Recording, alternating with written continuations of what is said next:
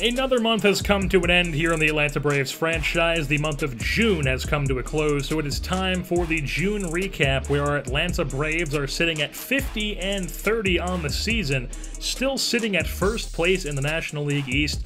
A big turnaround from last year's team, as this 2018 ball club is doing big things, and they are poised to do big things heading into July, which in July you're going to see some trades made, as this team is probably going to be buying at the trade deadline. We have a surplus, a mass surplus of prospects, a lot of pitching that we do not need.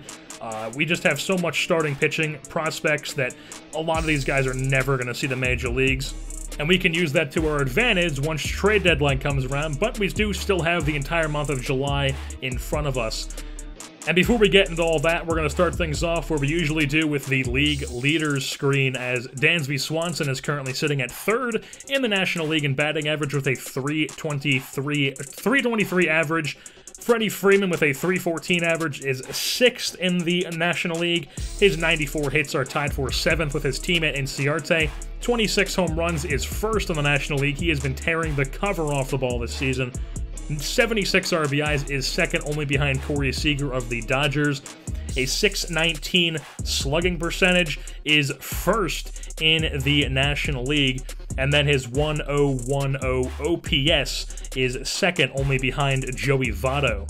Moving on to Inciarte, his .311 average is ninth in the National League. His 94 hits, like I said, are tied with Freeman for seventh. And his 15 stolen bases, I believe, is already topped from his last season total, where he is now sixth in the National League. So definitely good to see Inciarte get some more stolen bases this year, as stolen bases are usually a huge part of my team. And as far as pitching goes, Nick Vincent has 26 saves on the year, which is tied for first in the National League.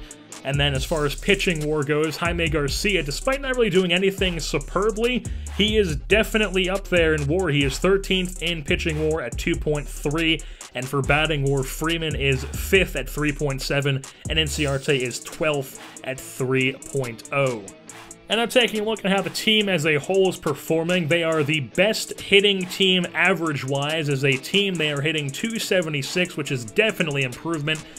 You definitely want to see something like that. Generally, when a team has the best batting average as a team in the major leagues, they're going to be a pretty darn good team, and the Braves are a pretty darn good team. They are ninth in runs at 349 on the season, first in hits, which 783. They are 20th in home runs, which is definitely something that they didn't really improve on from last year. They could use some more pop in their lineup to make their team even better, but they haven't really improved much from their pop from last season, and they're still winning games, playing a decent amount of small ball, driving in runs other ways, doubles, stuff like that. Stolen bases, they are 12th, which is also an improvement from last season, as last year I believe they were like bottom 5 in the league in stolen bases. And for slugging percentage, even though they're not hitting many home runs, they are 5th in slugging percentage with a team .427 slugging percentage, and their team OBP is 5th with a .338. And now taking a look at some of the bats on this Braves team that aren't the typical Freeman, Swanson, and Inciarte that we've been going over all year because they've been the league leaders, we do have a couple guys who are performing quite well, as Marwin Gonzalez has played himself into a starting position. I re-signed him with the thought that he was just going to be our super utility guy coming off the bench. If we need somebody to play and somebody's tired, he plays there because he can play everywhere on the field. But he's played himself into a starting role, as Adonis Garcia has struggled at the third base position, and Marwin Gonzalez has been hitting .358 with a .404 OBP and a .583 slugging, which is absurd, in 187 at-bats this season with 6 home runs and 31 ribbies. He is now our starting third baseman. Wilfredo Tovar was called up when Dansby Swanson got hurt, but he's stayed on the big league club. He is hitting .297 in 64 at-bats. He's driven in 11 runs. He mainly plays second, as he does not really touch shortstop here in the major leagues.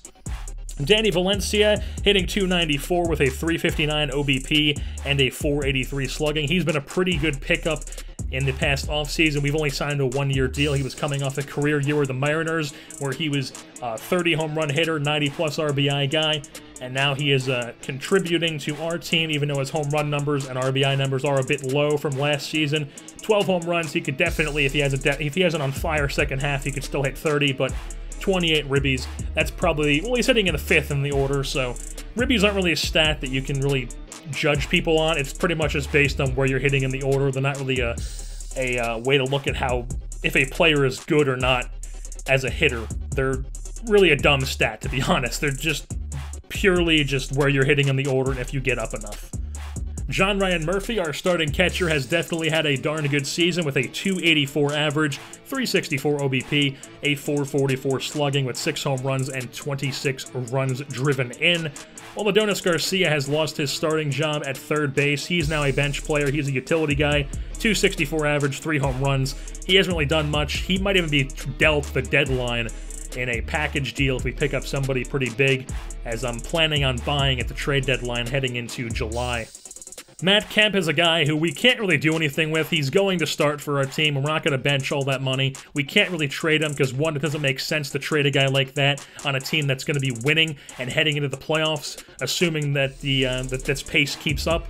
And then also there's his contract, so even if we do manage to trade him, we're not going to be able to get much for him, and it'll probably just be like a swap for another veteran. So he's probably going to stay put, and if I do trade him, it's going to be in the offseason. And I'm sure you're asking yourselves if Marwin Gonzalez is playing third base and Wilfredo Tovar is still in the major leagues, what happened to Ozzie Albies? Ozzie Albies is down in AAA. He's gotten off to a pretty bad start to the season. His first 3 months are just not really impressive. He's had a sub-300 OBP. His average has dipped anywhere from like 180 up to like 220. Just not a good start for Ozzie Albies, so we're going to leave him down at AAA, let him still develop down there, and he will be back. This is not the last time you're going to see Ozzie Albies. Maybe it is this season, unless an injury happens, but this is not the last time you're going to see Ozzie Albies in the Atlanta Braves franchise. And then we called up a guy to replace him as a bench player who can play second, third, and short in Jace Peterson, as he was tearing things up in AAA, so we figured send down Albies, he'll start in AAA, and then Jace Peterson will be our bench player in the major leagues, while Tovar plays second, Swanson plays short, and third base is Marwin Gonzalez, while the first baseman obviously is Freddie Freeman. So with that being said, that's going to wrap things up here for this edition of the Atlanta Braves franchise, the monthly recap of June as we embark on the month of July.